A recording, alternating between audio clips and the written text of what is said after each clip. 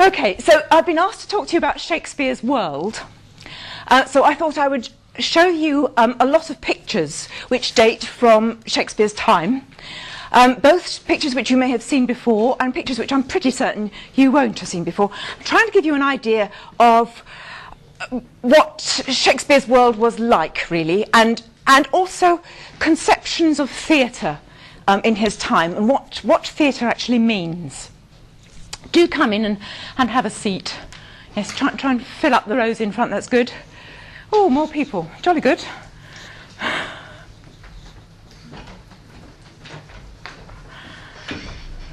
Oh, lots more people. I might need some more handout.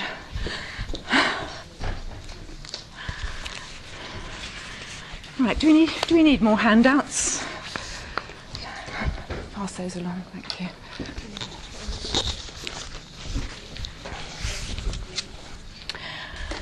Okay, well, just to introduce myself, I'm Ros King. I'm Professor of English Studies, and I'm head of English here.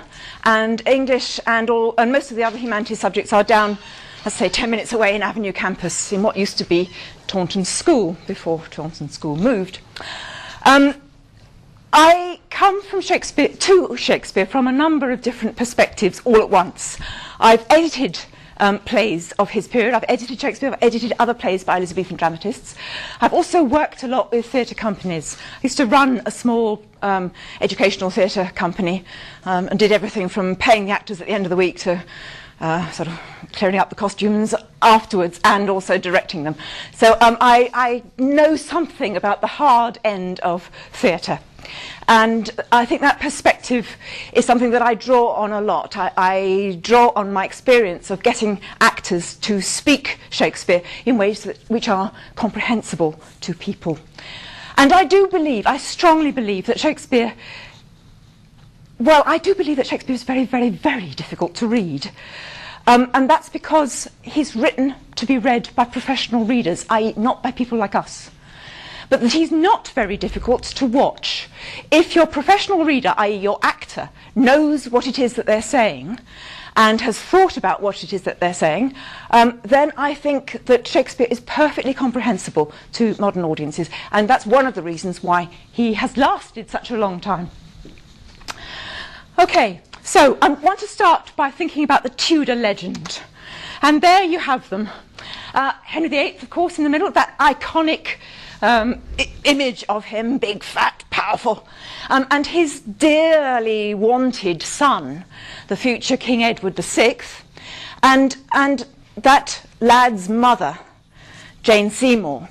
And then either side, as it were, in the wings, there's Mary and her younger sister Elizabeth. So Mary, the issue of the first marriage between Henry and his brother's wife, Catherine of Aragon, and Elizabeth from the second marriage, which was Anne Boleyn, and then the third marriage pictured as the founding of the dynasty. And I think that's an important picture because it really shows that it was those dynastic values that were what were mostly motivating Henry. And everything else, the split with Rome, the beginning of the English church, everything else was secondary to getting a son, I strongly believe.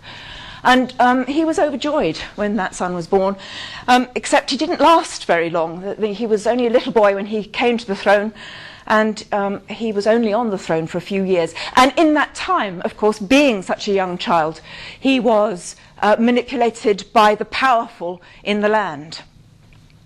Instituted a much more thorough break with Rome than his father had managed, a much more Protestant, anti-Catholic approach to religion.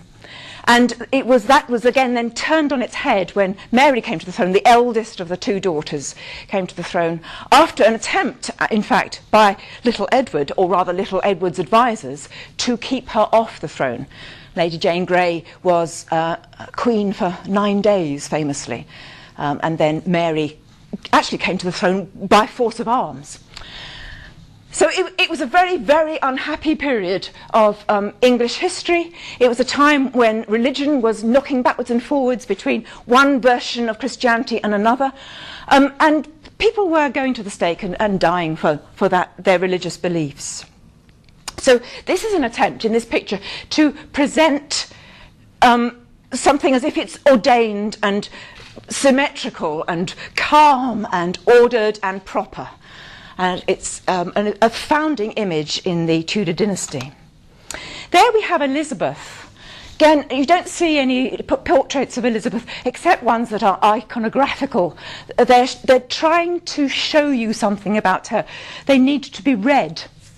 And what we've got here, top left-hand corner, is the Tudor rose, that combination of the white and red roses that were the badges of the Wars of the Roses.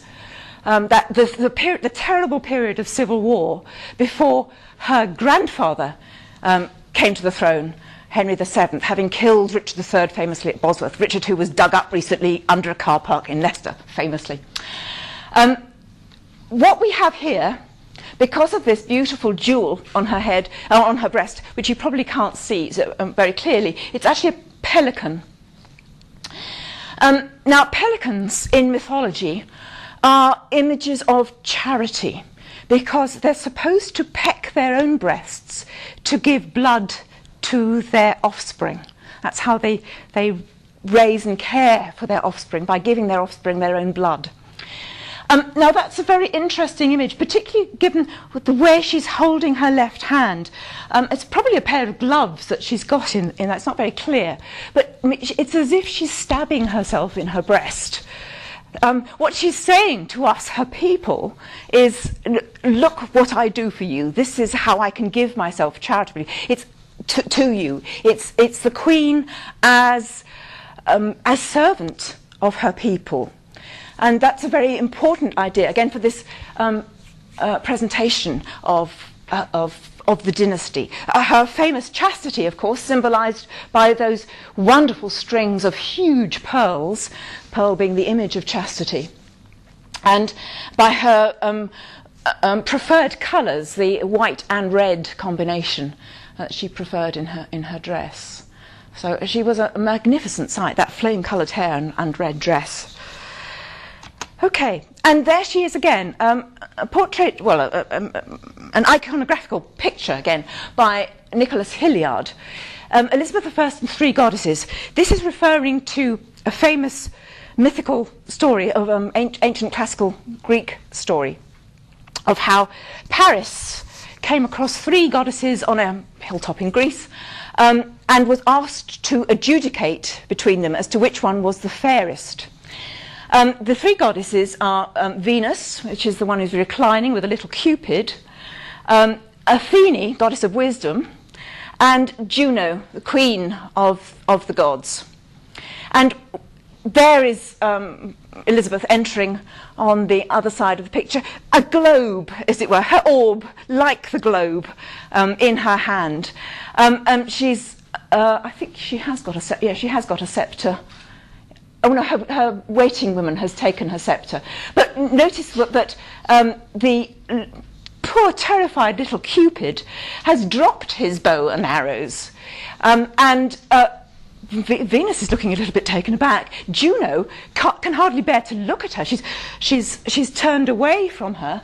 And even warlike Athene is horrified. And was the majesty, the wisdom, the beauty, the love of Elizabeth is more than a match for these three goddesses combined. She's just overpowering them with her natural attributes. Okay, so there's that very carefully constructed image then of Queen Elizabeth and her family, thank you, and Elizabeth's identity of herself as the Virgin Queen, servant to her people, married to her people, not to any man.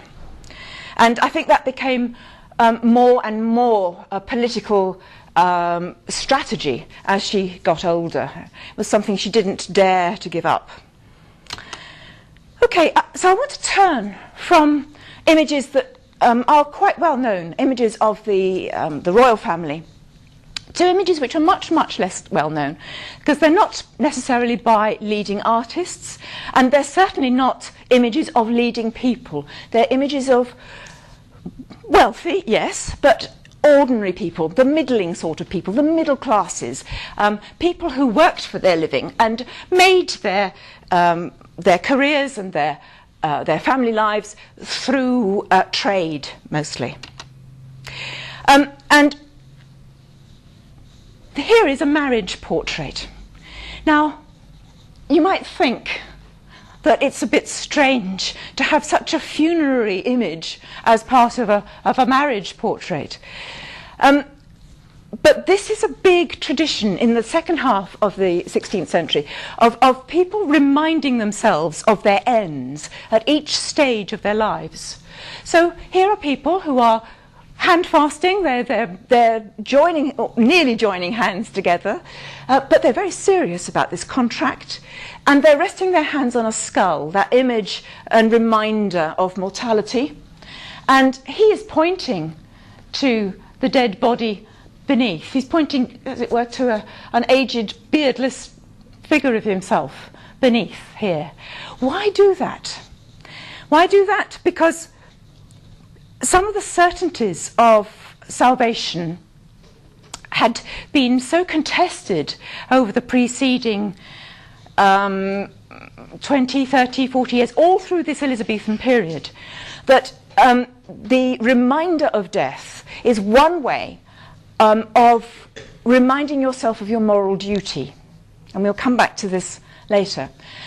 So the skull in a corner, or the skull, or times hourglass in a corner, these are tremendously powerful and common features in the pictures of ordinarily wealthy people, as opposed to very wealthy noblemen or the aristocracy of this period.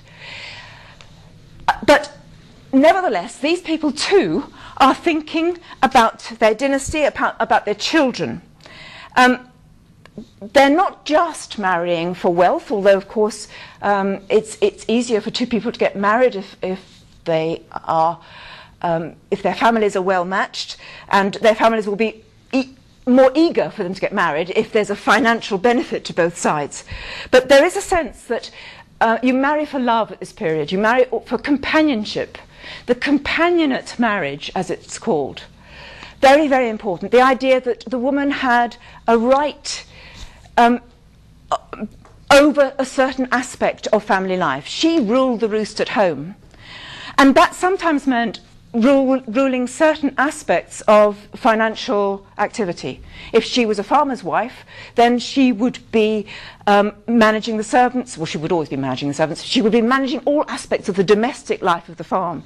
She would be managing the preserves of the farm garden. She would be managing going to market. There would be a lot in her role, which wasn't just being a wife and mother. Was very important, being a wife and mother, but there would be a lot about the economic aspect of that role too. Similarly, if she was in a town, married to a tradesman, she'd be managing the shop, she'd be managing the accounts. And we frequently find in records of the guilds, the kind of trade unions, kind of self-help groups, and also regulatory bodies for trades. So in the accounts of these guilds, we often find women's names mentioned. It's usually because they are widows or sometimes daughters of a former guildsman. But it helps the guild if the woman is allowed to keep on trading in her own right. Because it means that she and her family are not a financial drain on the company for charity. So I think we need to remember that women aren't just decorative objects at this time. They can have a full and functioning life in their domestic situations, partly because a lot of trade goes on at home. It's family-based, it's domestic-based trade. The shop is in the front and the workshop's out the back. So there we have a slightly later portrait, 1638, this one. Again, the children on either side.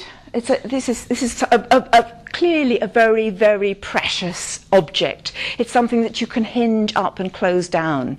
You would bring it out to celebrate your private life. This is a very private document. You can see the hinges on either side, so the children fold in on top of the parent. You may not be able to make this out here. That's a skull again. So here they've got their hands clasped together on possibly a Bible, possibly a prayer book.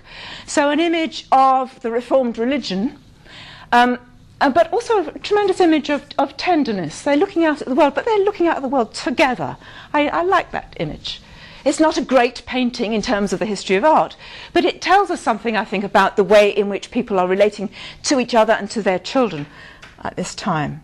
And of course both children are in skirts. I think this is a little boy, it's a boy's hat, that, a big hat, but boys at this stage actually wore skirts until at least the age of 7. And here is Joan Alleyne. Now you may not know who Joan Alleyne is. She was the wife of Edward Alleyne, one of the 2 leading actors of Shakespeare's time. In Shakespeare's company we had Richard Burbage, that was the Chamberlain's Men, which later became the King's Men. Richard Burbage was the leading actor in that company. But in the Admiral's Men, which was the rival company, also operating in London, Edward Alleyne was in the lead. And he married the daughter of somebody who owned the theatre in which he regularly performed. So Philip Henslowe, who owned the Rose Theatre, as well as a lot of other business activities. He owned a lot of brothels on the Bankside. He owned some second-hand clothes businesses and some iron ore smelting businesses on the Weald in Kent. She looks quite a force to be reckoned with, I think. She's got quite a determined face.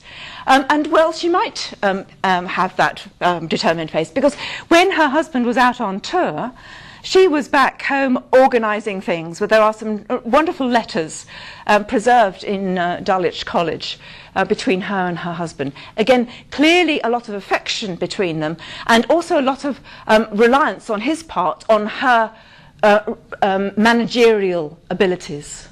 And you can see it. I don't think I'd want to tangle with her, really, would you? She looks quite she looks as if she knows her own mind, I think. Okay, so I want to turn now from that medieval, that middle class environment. That's the environment that Shakespeare came from. His father was an alderman in Stratford, so one of the leaders of the town council.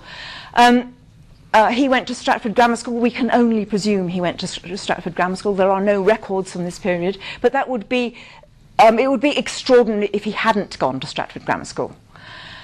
He would have had a reasonable education insofar as a grammar school provided that, and it's called a grammar school because it taught you your Latin grammar. And at the end of your period there, before you went up to university, you might just get on to the prosody part of it. And you might have also done a lot of parallel translation from Latin into English and then back into Latin again. So the test was, how well do you retranslate back into Latin? That's your test. How close are you to Cicero or to whoever was your exemplum, the person you translated from in the first place. So it was a self-regulating task. You're trying to learn beautiful phrases in Latin. So that was his education. He wouldn't have been taught much English. He would have been taught Latin. And that, I think, would have given him all of the knowledge that he would have needed to pen the plays that he penned. The idea that you would have needed to be a nobleman to have had the education and experience that we see in the plays is not, I think, correct. What you need is a good ear for poetry, a good ear for the English language. You need to be a good listener, an imitator, and you need to observe the way in which people behave. And you need to observe that in ways which aren't trammelled, I think, by feelings of how people ought to behave. You need to get into the nitty-gritty of how people actually behave, and to be able to imitate that in complex ways on stage. So what is a theatre then? Well, I expect you've all seen that image. It's usually brought out as an illustration of the Elizabethan theatre. This is what it looked like.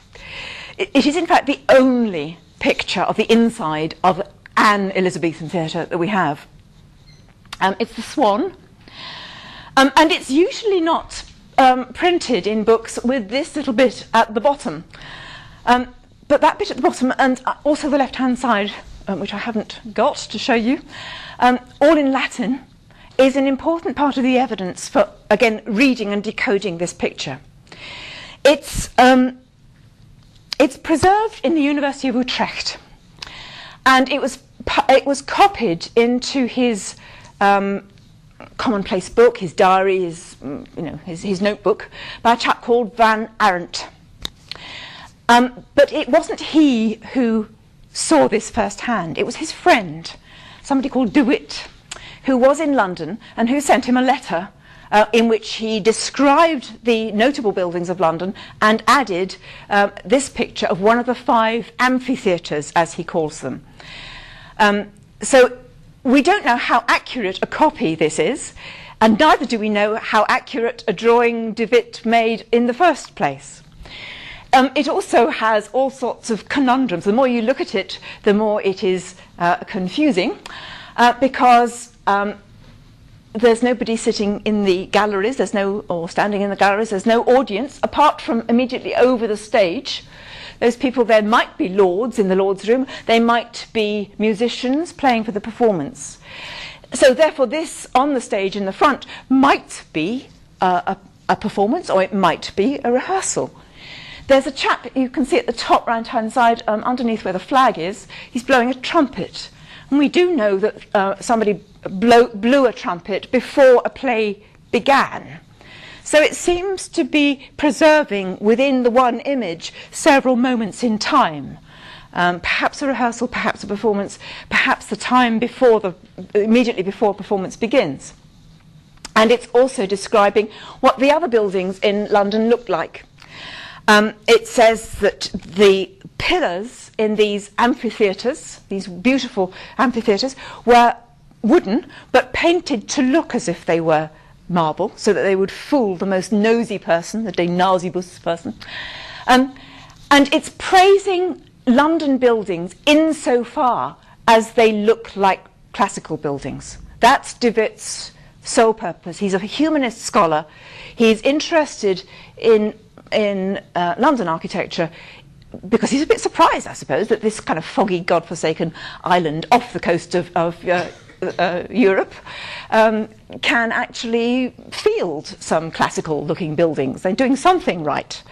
I think that's possibly the import. But he's surprised by the splendour of these 5 amphitheatres that he saw. What's interesting about this, though, is that it shows pillars halfway up the stage. Has anybody been to the Globe Theatre in London? Oh, well done, good. When that was first put up, I was actually on the academic committee advising on that back in the mid-1990s. And there was a big argument about the position of the pillars. Sir Peter Hall, noted theatre director, was actually shown on Newsnight physically trying to push the pillars upstage so that they looked like the pillars in this drawing halfway up the stage. But you can see, if anybody's seen the Olivier version of Henry V, where it suddenly starts to pour with rain in the middle of the performance, you can see how completely impractical it is if actors have to keep on performing with rain pouring down on top of them. They're wearing real clothes, not costumes. Clothes at this period, if you were a nobleman, were very, very expensive. They would have been second-hand, yes, passed down perhaps by patrons, noblemen who were patrons, or sold to Henslow's second-hand clothes shop and bought by the company. Or by individual actors, but they would have been made of real velvet, real silk, real lace. They would not have survived being drenched in a downpour. And besides which, those oak boards on the stage would have got very slippery. You couldn't afford it. The reason why this theatre, I think, has pillars only halfway down the stage, and therefore half the stage open to the elements, is because that most of the time this particular theatre was actually in use for other things than theatre. It was the site of the fencing competitions, so the kind of examination that you would need to pass if you were going to become a master of fence. And in that case, it was the judges who needed the view. They would be sitting under the canopy on the stage.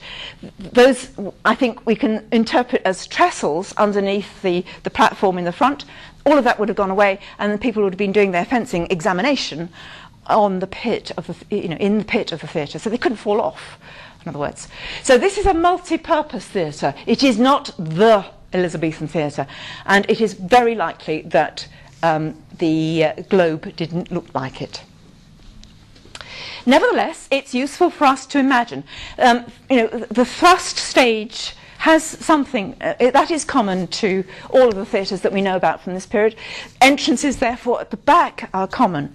So when you're reading Shakespeare, you need to start to imagine how the stage would have been used, how a dramatist is envisaging the use of the stage. So enter one army on one side and enter another army on the other side. They're coming in through those parallel doors at the back. They can march on, and they look antagonistic towards each other. You don't need more than a few actors to get that sense of an army on the march and confronting each other. And that's just as well, because you wouldn't have had more than a few actors. 13 probably maximum. 13, 14, couple of boys, that's your maximum. And less if you were on tour. So I think it's really important to think about how in the plays that you're reading, and in fact, what plays are you reading? What are you reading? Much Ado About Nothing. Much Ado? Any advance on Much Ado? Anybody else? All reading Much Ado? Do you mean in school? Yeah. In school, yes. Not in school. Either. Well, in school, what's set for school examination? Well, it's Much Ado. Much Ado. Everybody doing Much Ado. Right. Okay. Well, when you're trying to envisage Much Ado when you're reading, think about how it would have been staged, how it would have been written for staging in something like that. Okay. Let's think about the word theatre for a minute. It actually comes from the Greek, and it means a seeing place, theatron. A seeing place. In other words, it's actually means where the audience are sitting to see. And you often get accounts of theatrums, of the Latin version of that, in account books of places like the Inns of Court or of Oxford and Cambridge College. They would have had in store sometimes, if they were wanting to perform plays regularly, and some of these higher education institutions did have a regular season of plays performed at Christmas time. If they pride themselves as a performance institution, they may have gone to the expense of supplying themselves with a whole set of wooden scaffolding which they could bring out at certain seasons of the year to put the audience on. So that they would build this up round the walls of their great hall to get the maximum number of wealthy punters in who might perhaps endow the college or do the college some good. You want the maximum number of wealthy, influential audience in, and you therefore have a theatrum, a seeing place, which is built up to accommodate them.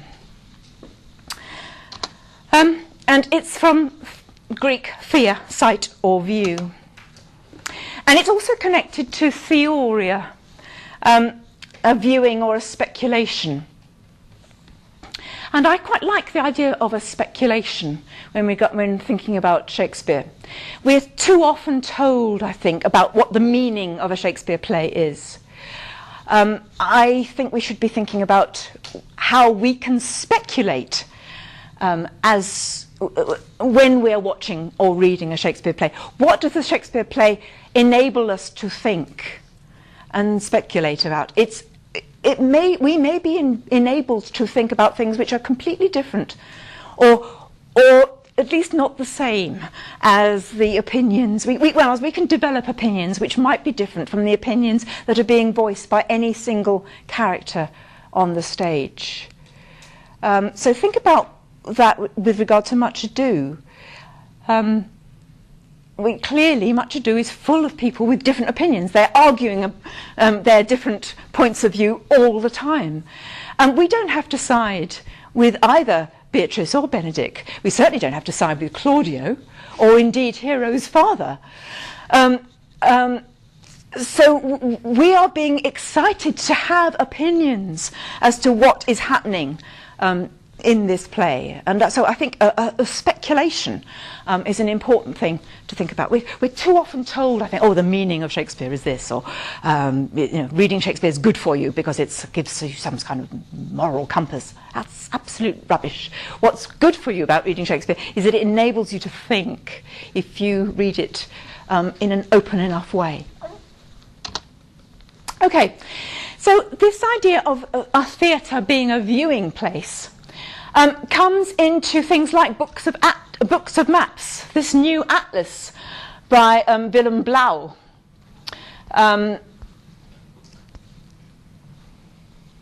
We're at a point where it's possible to sail around the world. You know, Francis Drake had done that for the first time, about 50 years earlier than this map. So there's been a good 50 years of complete world exploration. More than that, in fact.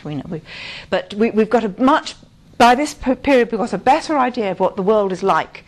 And people are going to seek their fortunes all over it. And therefore, an interest in other parts of the world is very marketable in books and maps. It's also a way of thinking about the British Isles as an entity, not just England and Scotland and Wales and Ireland, but as a Great Britain. Now, this is 1610, and it's much repeated. What it shows you is the history of the British Isles and its various invaders. There's a kind of Roman down there. There's an ancient Briton in the middle at the top with his kind of woad on and his spear. 1610, James I is on the throne. He's also James VI of Scotland. So his accession to the throne after Elizabeth is a union of the crowns of Scotland and England. And he is trying very hard to make a union of parliaments and a union of law. But the English Parliament thinks it's being invaded by the Scots. We tend to think of it as the other way around, but that's not how it felt to Englishmen in London. There were all of these Scotsmen suddenly descending on them, many of them buying English titles. And there was a certain amount of disgruntlement about that fact. But nevertheless, there's a strong body of opinion, a lot of people wanting to make a unity out of these disparate islands. So we get that actually in Shakespeare's plays of this period. Cymbeline is about that ancient history. It goes back into Roman times, while at the same time never leaving the Renaissance, as it were. And it's about the good government of the country. So a lot of books being produced about what is England, descriptions of England, descriptions of Britain, ancient Britain, the lineage going back to the Celts, and also the importance of the Roman legacy, that the Roman Empire isn't seen as an invasion as such, but a kind of an adoption. We can say, well, we're also Romans too, because they intermarried, and there's a lot of Romanness in us. We can be proud of being part of the Roman Empire, and we can also be proud that we are an empire. Not yet an empire such as, again, we understand this term now. We don't have colonies overseas, or at least there's one in Virginia, and it's a disaster, and it's a financial drain, and people die. Empire to an Elizabethan means being in a country which owes no allegiance to any other. So we've shaken off the yoke of the Pope. We are ourselves. We don't have to kowtow to any other power except ourselves. So this is an important part of a building of national identity. We've had a lot in the press recently over the last 5-10 years as to what it means to be English. Well, this is a debate which goes back to here, what it means to be great British at this period. So coming back to our age, youth, age and death, Father Time, because I want to go on to something which is on the sheet. What we've got is a consideration. This is again aimed at the middle classes, this image. You've got a remembrance of your death in the skeleton, which is lying across the bottom. I'm sorry, this is a very, very faint image. It's quite faint in real life, and it didn't really survive my transcription process. That at the top is Father Time. You've got a young man in his finery on the left-hand side and an old man on the right. And you probably can't, or you may not be able to see the poem. Consider, man, how time doth pass, and likewise know all flesh is grass. For time consumes the strongest oak, so death at last shall strike the stroke. Though lusty youth doth beauty bear, yet youth to age in time doth wear. And age at length a death will bring, to rich, to poor, emperor and king. Therefore still live as thou shouldst die, thy soul to save from jeopardy. And as thou wouldst be done unto, so to thy neighbour always do. So it's again, it's a way of saying the problem with English Protestantism is that God died for your sins, our sins. Christ died for our sins. Therefore we are saved. Therefore, why do we need to be good in life? That's the moral conundrum that faced the government, which had introduced this idea of thinking about salvation. So therefore the moral poem, which says, be good unto your neighbour, because that you want your neighbour to be good unto you, is self-interest of being good. That's one way of introducing or reintroducing a moral fibre into society, which doesn't just rely on the dictates of the church and the threat of hellfire and damnation. Because by definition, hellfire and damnation doesn't exist any longer. Okay, can we turn to Jaques' All the World's a Stage? This is from a play which you may not have read. It's one of Shakespeare's comedies, As You Like It. And it takes a very... Has everybody got one? Yes, everybody can see a handout? Good. It takes a very ancient idea. You can find this in Pythagoras, who is such... an ancient philosopher that there is nothing written by him that survives. In fact, he possibly didn't write anything down. He relied on his followers to transmit what he thought by word of mouth. So there are some nuggets of Pythagoras, including, of course, his theorem, which is the square on the hypotenuse is equal to the sum of the squares on the opposite two sides when relating to a triangle. You must have all have done Pythagoras' theorem in arithmetic or geometry. Right, well, this is the same guy who said that if you go to the theatre, wise men go to the theatre in order to observe the audience, basically. And this gets translated into Elizabethan quotations as all the world's a stage, and all the men and women merely players.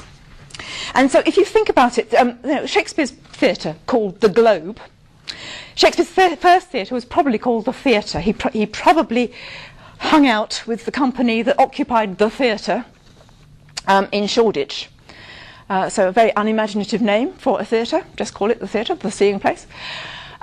But he certainly, we know, was a dramatist when that company moved to the Globe on Bankside. And the Globe does mean the globe of the world. They have their exits and their entrances, and one man in his time plays many parts, his acts being 7 ages.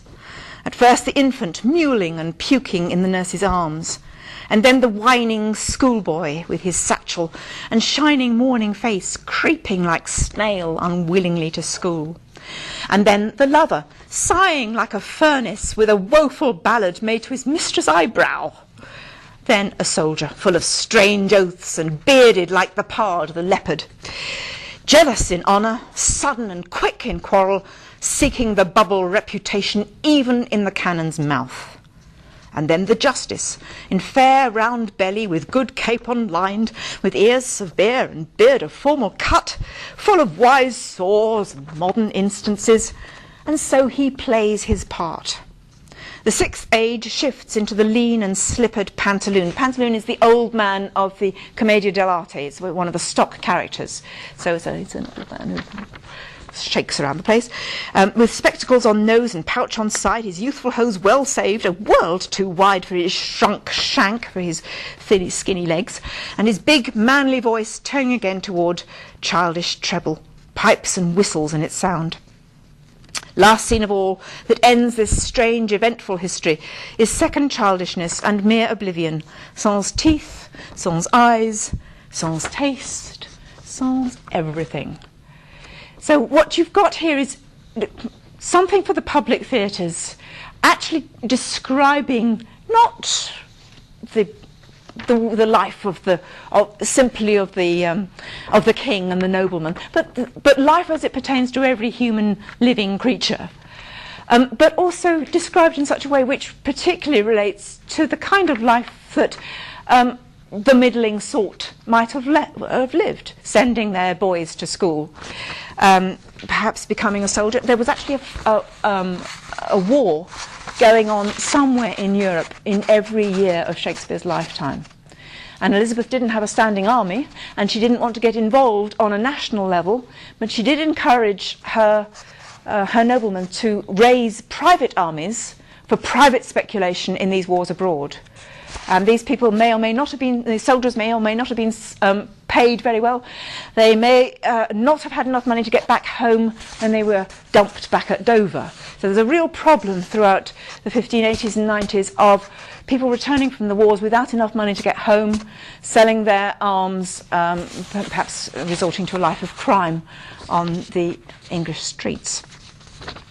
So soldiering is something which was very, it was very close to home, very, very common experience.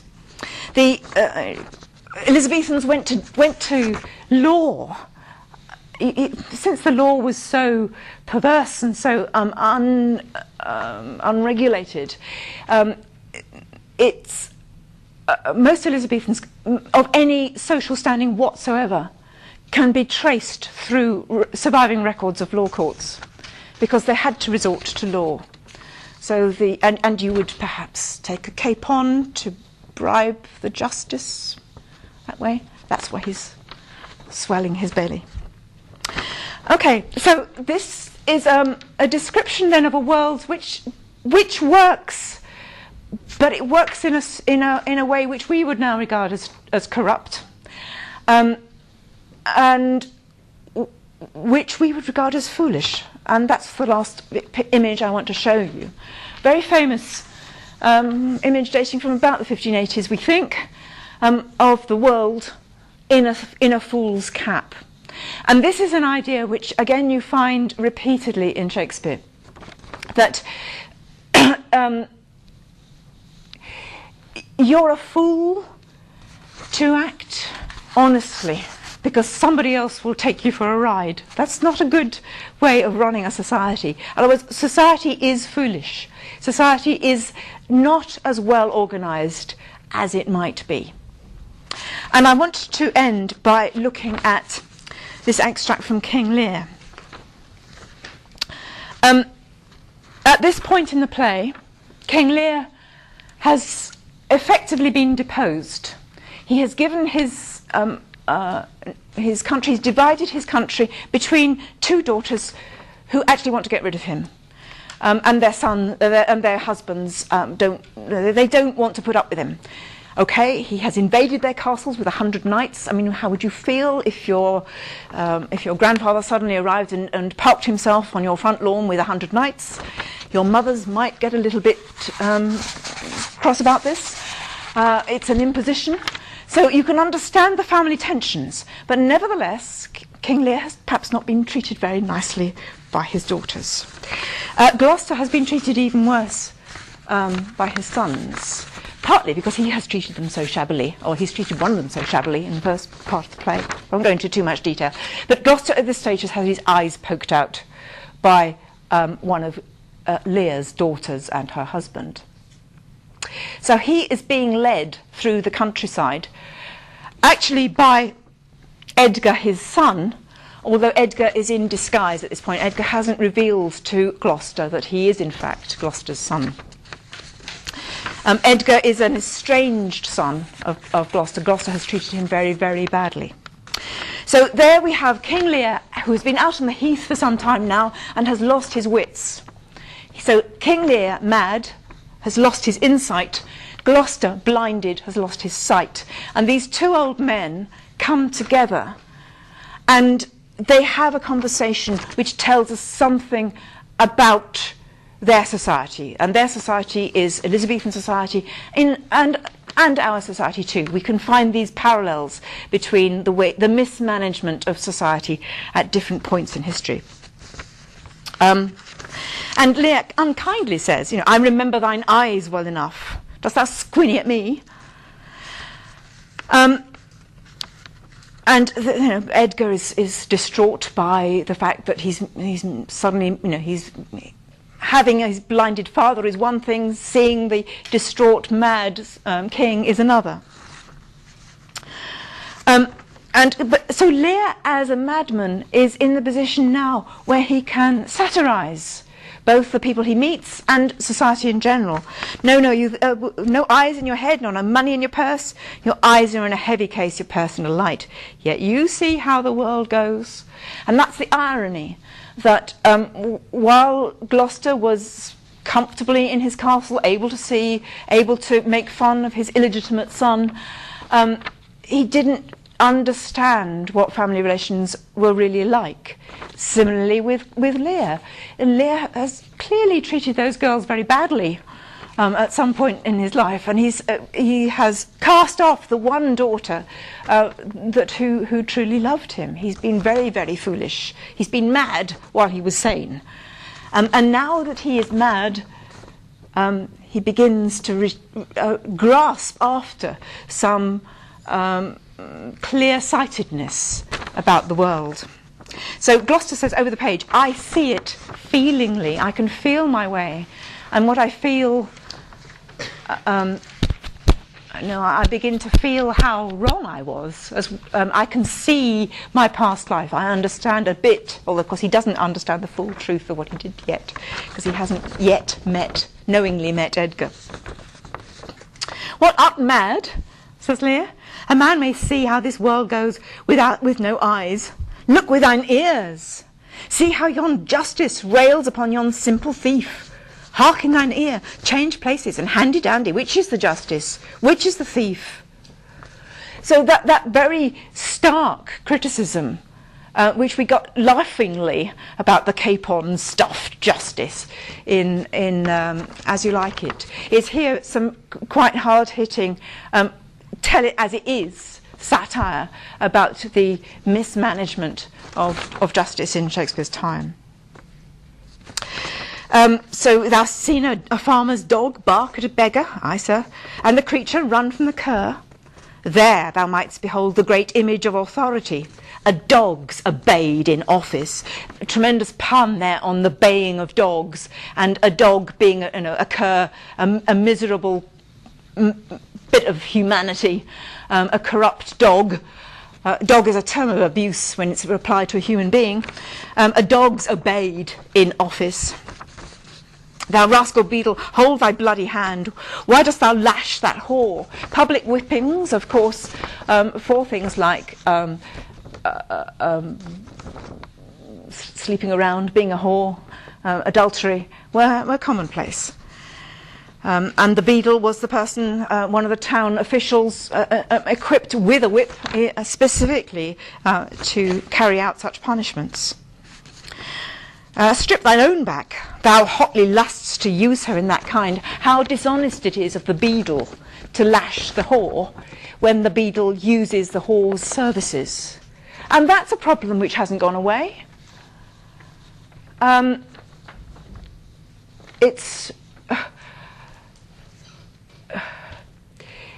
the way that the idea that we might protect working girls, as they are euphemistically called, by putting them into legalised brothels rather than having them in the pay of pimps and trafficked, the trafficking of women for sex and of children for sex is a hugely difficult problem in our own society. We need not think, in other words, I think I shall end here, we need not think that just because these plays are 400 years old, that the problems that they describe have gone away.